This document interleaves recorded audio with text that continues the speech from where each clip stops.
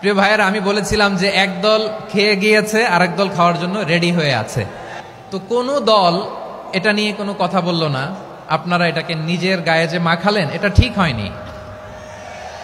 আর এই জাতীয় বার্তা যখন আমরা দেই, তখন যদি আপনি বলেন যে পারলে রাজনীতিতে আসেন, পারলে দল করে দেখান, এটা হইল? তো যশোরের প্রোগ্রামের এক ভিডিওর পেছনে আমাদের কিছু দিনী ভাইরা 6 বছর আগের এক অডিও ব্যাকগ্রাউন্ডে জুড়ে দিয়ে বিভ্রান্তি ছড়ানোর জন্য সোশ্যাল মিডিয়াতে ছড়িয়ে দিয়েছে। তো তাদের প্রতিও আমাদের কোনো রাগ নাই, ক্ষোভ নাই। তারা হয়তো দিনই তাকাদা থেকেই করেছে। বিশাল মাঠ, আমি তো বাংলাদেশের অলমোস্ট অধিকাংশ জেলায় গিয়েছি। এই এমসি কলেজের ময়দানের মতো মাঠ আমার চোখে আর পড়ে নাই বাংলাদেশ।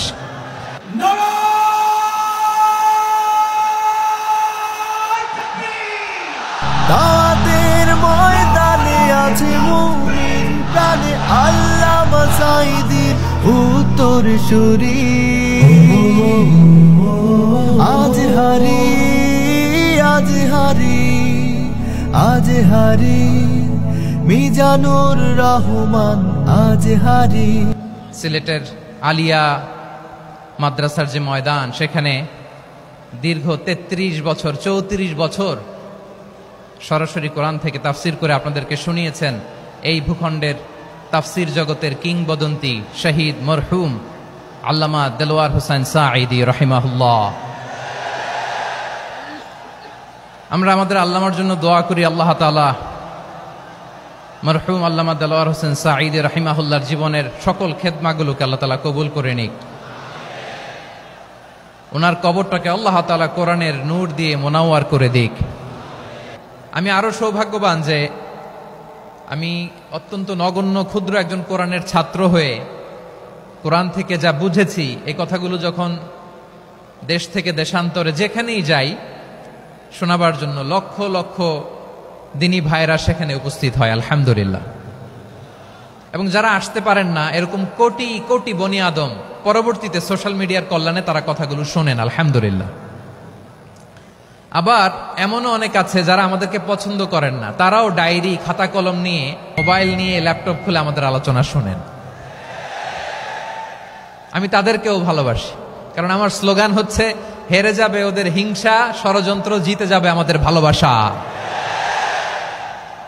যারা আমাদের বিরোধিতা করে, আমাদের ব্যাপারে ঘৃণা ছড়ায়, তাদের জন্য আমাদের বুক ভরা দরদ আর ভালোবাসা আছে না নাই? কারণ ভালোবাসা দিয়ে যা জয় করা যায়, কঠোরতা দিয়ে তা পারা যায় না। তো যারা বিরোধিতার জন্য আমাদের আলোচনা শোনেন, তাদেরকেও ওয়েলকাম।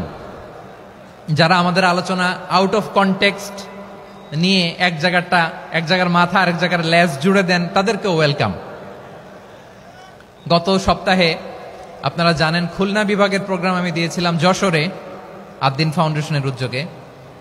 তো যশোরের প্রোগ্রামের এক ভিডিওর পেছনে আমাদের কিছু দিনী ভাইরা 6 বছর আগের এক অডিও ব্যাকগ্রাউন্ডে জুড়ে দিয়ে বিভ্রান্তি ছড়ানোর জন্য সোশ্যাল মিডিয়াতে ছড়িয়ে দিয়েছে।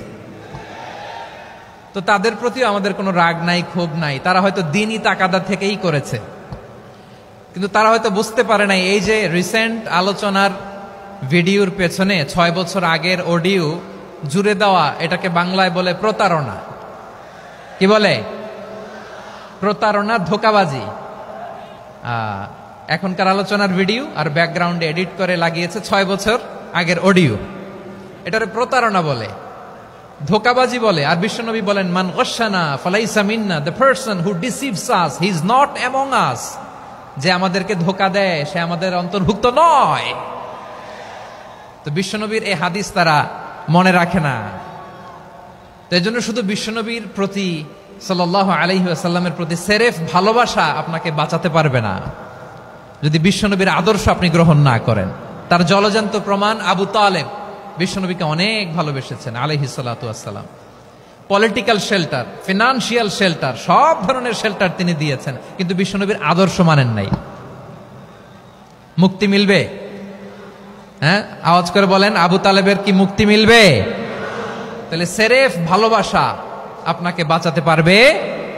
ভালোবাসার পাশাপাশি বিশ্বনবীর আদর্শকে মেনে নেওয়ার দরকার আছে না নাই? তো যারা এই সমস্ত কাজ করেন আমাদের ভাইয়েরা, তাদের জন্য আল্লাহ তাআলার কাছে আমরা হেদায়েতের দোয়া করি।